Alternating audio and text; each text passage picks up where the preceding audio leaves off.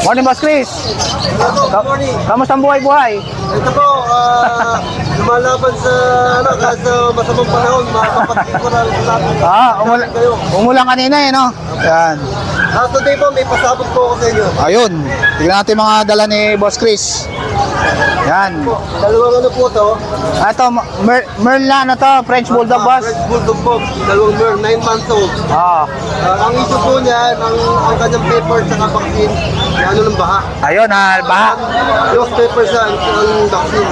Ayun. Pero dahil wala silang vaccine, bigay ko na lang ng 5K. 5K na lang. Ayun, murang-mura na to mga boss, oh. First po yan, dalawang lalaki. Una-unahan na lang dito, pang i-stud na lang. Ayan, Merl pa.